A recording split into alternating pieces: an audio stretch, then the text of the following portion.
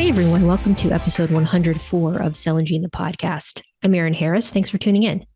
You're in for a wealth of regulatory landscape information because my guest is Monika Swietlicka, Principal Regulatory Strategy at Halloran Consulting Group. Monika and I spend this episode discussing key regulatory challenges and potential solutions associated with advancing cell and gene therapies. Monika highlights manufacturing complexities, especially in autologous therapies, alongside difficulties in clinical trial design for rare diseases, the necessity of long-term follow-up, and the rapidly evolving regulatory landscape. She explains that regulators, including the FDA, are adapting to innovations in gene editing with a focus on empirical evidence for safety and efficacy, particularly off-target effects. She emphasizes the importance of early definition of critical quality attributes, robust analytical methods, and risk-based comparability strategies during scale-up. And she notes the growing role of real-world evidence in regulatory decision-making, particularly for rare diseases where traditional clinical trials are often unfeasible. So listeners, whether you're navigating early stage development or preparing for pivotal trials, understanding regulatory strategy is crucial to bringing safe, effective therapies to patients. And Monika's insights offer a real-world roadmap to avoid costly missteps and build the kind of FDA-ready foundation every cell and gene therapy company needs. And so this is a conversation you won't want to miss. And so with that, here is my chat with Halloran Consulting Group's Monika Swietlicka. Enjoy. Hi, Monika. Welcome to Cell and Gene, the podcast. Thanks for being here. Thank you so much, Erin. I'm really excited to be here. Thank you for having me. Absolutely. So tell us a little bit about your professional background. Sounds good. So I've spent over 18 years working in the biotech and pharmaceutical industry, specializing in regulatory strategy, cell and gene therapy. And over the years, I have helped companies of all sizes, I would say from seed stage startups to established global biopharma, navigate complex regulatory landscape, especially in the cell and gene therapy space. So currently, I serve as a principal regulatory strategy at Halloran PLG regulatory consulting firm. Excellent. Well, thank you for your time. And I'm so glad you're here to talk us through our agenda today. So first up, I want to hear from your perspective. What would you say are the biggest regulatory roadblocks that cell and gene therapy companies face in securing market authorization in the United States? I think there are several consistent regulatory hurdles that cell and gene therapy companies encounter. And I think I could list few. So I would say my first one is manufacturing. I know you probably hear about this a lot. I think second would be clinical trial design. And long-term follow-up is number 3 for me. And I think evolving nature of regulatory expectations. But I'll just double click quickly on every single one. I think manufacturing, as we hear about the autologous therapy and manufacturing of those highly specialized precision medicine therapies, individualized for patients, we know that demonstrating process controls and consistency as they scale up is very difficult. So I think cell and gene therapies are inherently variable, and especially we know when we are using patient product for autologous therapies. And I think those companies, when they move from small early clinical batches to commercial production, I think FDA expects fairly high level of sophistication and in manufacturing controls. So just to highlight on manufacturing, I think defining critical quality attributes fairly early on and robust validation practices, comparability data early is key. And going to the second, I think, a challenge, the critical trial design, and my expertise is in rare disease, cell and gene therapy. It's quite difficult, as we know, in the rare disease space, ultra rare disease space. there aren't enough patients often to support traditional randomized trials.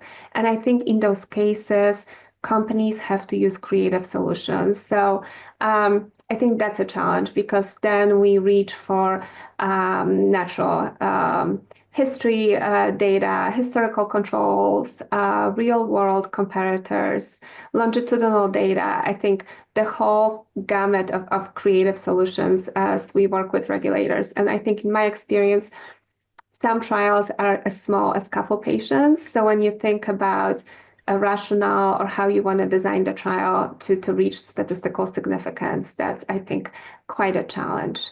And again, long-term follow-up, as we know, we have to really early in development add in that 15-year follow-up period, and that is quite an undertaking. And the companies have to really early on develop a robust long-term safety monitoring plans.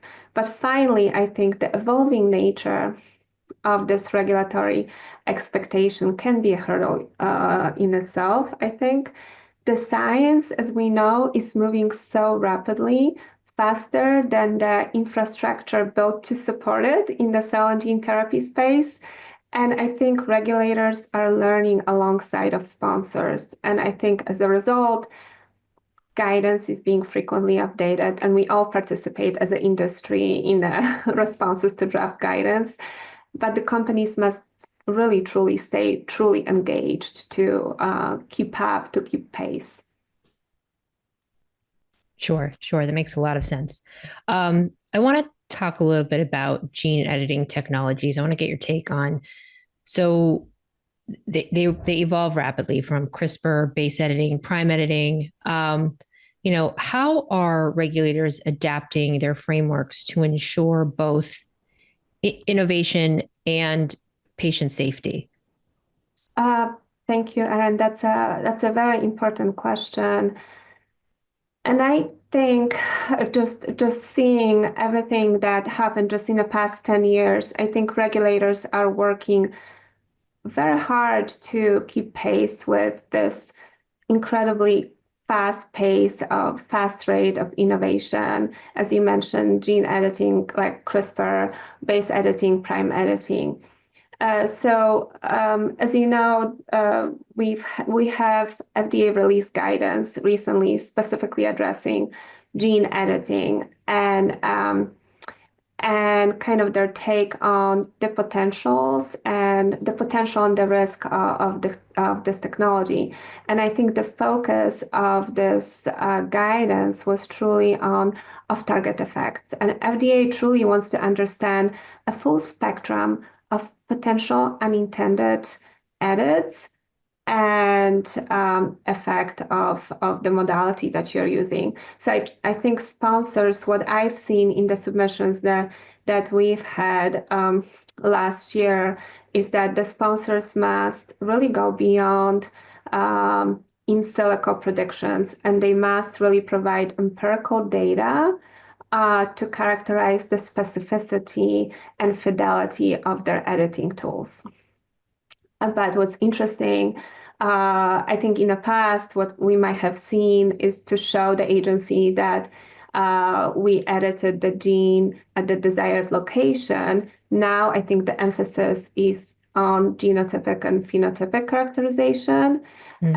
So I feel like I see more and more sponsors must also demonstrate the intended biological function, that the intended biological function was restored without harmful downstream effects. So I think I see more and more of that.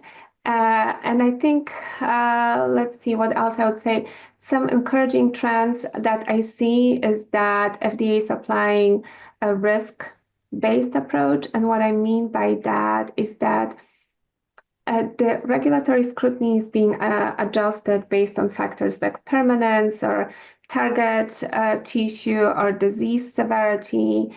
And for example, what I've seen, ex vivo editing of hematologic malignancies may receive a different regulatory scrutiny than if you were going to pediatric populations and, of course, trying to address the CNS disorders.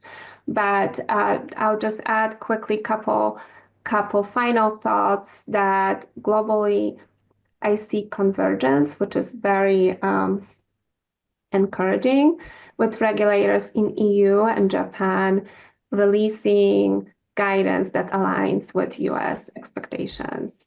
And I think the trend that I see is that regulators are really demonstrating collaborative spirit, and they are willing to adapt and work with us. But again, they stress that the science must be really robust and transparent to back the innovation. So you really need to provide a burden of proof and totality of the data for the agency to respond. Yeah, sure. Makes a lot of sense. Earlier on in our conversation, you were discussing comparability, and I want to touch on that again. So many cell and gene therapy companies face challenges around comparability during manufacturing scale up. And so what I was hoping you could talk us through is, from a regulatory perspective, what are the key factors companies need to address to demonstrate product consistency?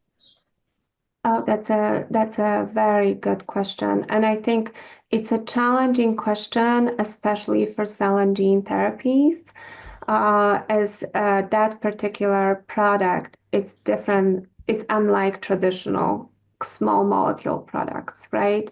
I'll answer your question in a minute, but I feel that cell and gene therapies are very sensitive. The process is very sensitive to minor changes, especially in my experience.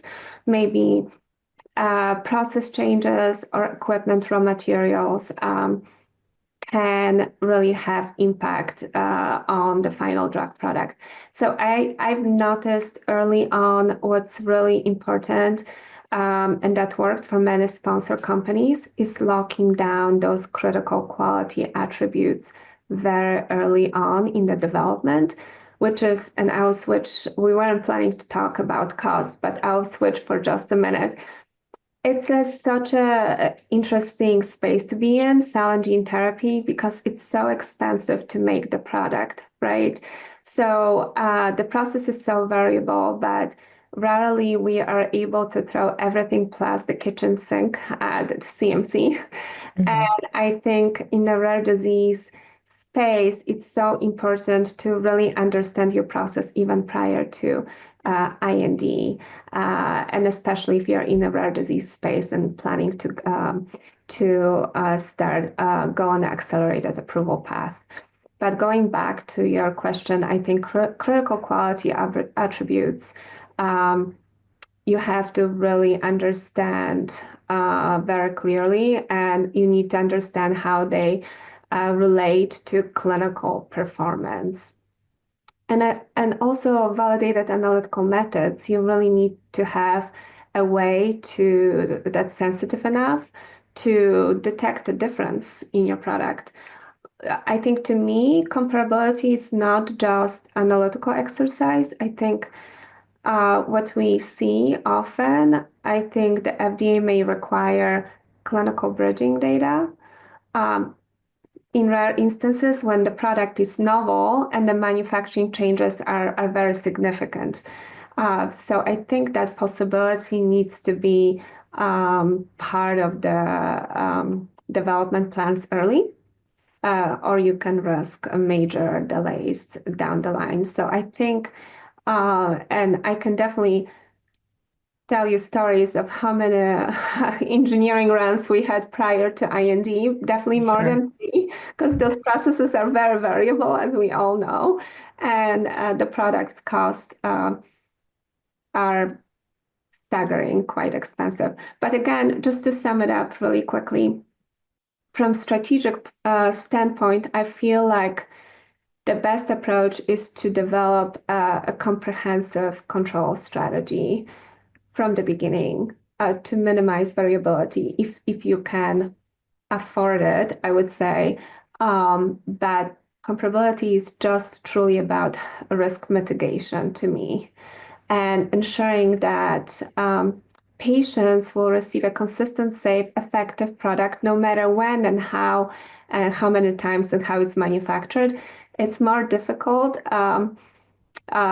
Execution is key. And I think those decisions, when you make those CMC improvements, um, you can make those decisions before pre-IND. That's costly before you even achieve your first clinical proof of concept, or you can do them later down the line. But then that every decision has a consequence. So I think every regulatory decision has to be aligned with business milestones and budget, right?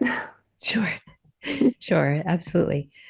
Um, Given your expertise and passion for rare diseases, I wanted to get your take on how you see the role of real world evidence evolving in securing regulatory approvals for cell and gene therapy, especially for rare diseases where clinical trial data it can be limited.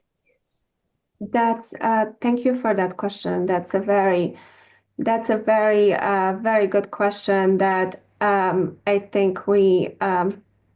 think of quite often. And I think just again, in the past 2 years, seeing the submissions coming across my desk, and what I can tell you is that real world evidence is definitely becoming increasingly important component of regulatory strategy, particularly in the rare diseases where, as you said, traditional clinical trials are not feasible. But in cell and gene therapy, what I've seen, real world evidence, it's very valuable as a supplement to traditional evidence package. So for example, you can utilize natural history data that will provide context to a single arm trial. You can use registries, longitudinal data, and then you can, I've seen sponsors use real world evidence to support accelerated approval. So it's part of their package. So I think that's an incredibly valuable tool. Where I've seen difficulty is in collating that data and working with regulators to make sure that's submittable. So the way it's collected, how it's curated, how it's analyzed, that's so important. And I can't stress, it's quite an undertaking. And I cannot stress how important it is to engage regulators really early. If you're planning, if real world evidence is going to be part of your clinical package, I think setting up meetings with FDA and discussing, I think that will be quite beneficial in de-risking the strategy. One thing I have seen, and I don't know if you've heard of this term, synthetic control arm derived from real world evidence. Mm-hmm. So I think that's an incredible tool again that can reduce burden on patients and sponsors, but again requires really deep statistical analysis and buy-in from regulators. So I have seen the data, just data validation and the process for data kind of, I wouldn't call it cleanup, but taking quite some time. And I think just to summarize, if you're planning to include it as part of your package, think about it early because it's quite a lengthy process, and it's good to alert FDA or any regulatory agency you're dealing with that will be part of your clinical package early in development. Excellent, excellent advice. Finally, I want to talk a little bit about emerging trends and, what you see as, or I guess what you foresee that could significantly impact the development and commercialization of cell and gene therapy products over the next few years. Like what emerging trends or regulatory changes do you see coming down the pike, perhaps? Oh, I see so many, and I think I have five, but that I think about it consistently. But before I introduce the five, I think we all know AI will have impact on the Sure. industry as a whole, not Yeah. only cell and gene. We know that's going to happen. And so I'm really kind of interested to see how it's going to shape this particular segment of industry. But aside from AI or merging of technology and biotech and all the trends that we are all talking about are excited to see, I think one thing that especially for cell and gene and rare disease is that I see this trend of decentralized clinical trials when Mhm. they are digitally enabled. So I see more technologies like remote monitoring.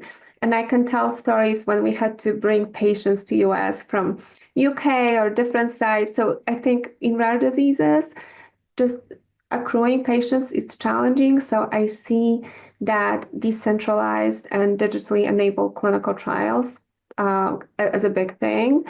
And then I think the second trend, and I won't talk about AI right now, but the second trend, I think I see companies in cell and gene therapy. I see regulators expecting companies to start thinking about commercial manufacturing much earlier.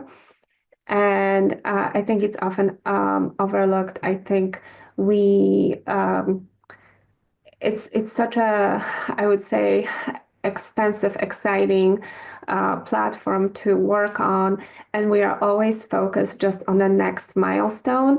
But I think the regulators want us to and the market to envision commercial space first and a commercial kind of readiness early before you even embark on your pre-IND. And third, I think global regulatory harmonization. I think before maybe just the domestic strategy was enough, but now global strategy it's a survival, it's lifeline. So your global regulatory strategy has to be part of your strategy. So global regulatory harmonization. And fourth, I think I see regulators being more open to use of surrogate and intermediate endpoints. That's encouraging, I think, in a high need areas. So I really I want to see what's next to come. But I think hopefully we'll see more of precision medicine because I love that space so much. So I really hope that we'll see more individualized therapies. Of course, they are expensive and difficult to develop, but I hope that will really change the paradigm of how we think about treating the disease. And to summarize, I feel like companies that plan holistically, adapt quickly, and focus on execution will be the ones that will succeed, and that will separate the companies that succeed from the companies that will be kind of left behind. I think execution now is the key to survival.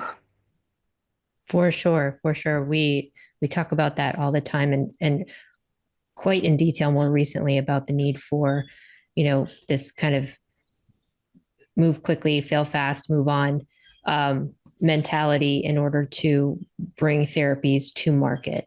And to your point, focus on commercialization far sooner than historically has been. So thank you. That's all really excellent information. And listeners, that wraps up this episode of Cell and Gene, the podcast featuring Monika Swietlicka of the Halloran Consulting Group. Monika, thank you so much for your time today. This was a really exciting and insightful conversation. Thank you, Erin, so much. I really appreciate it. Thank you for having me. Absolutely. And please visit us at cellandgene.com for all the in-depth content and from authoritative authors on everything you need to perform your role even better. And we'll talk to you soon.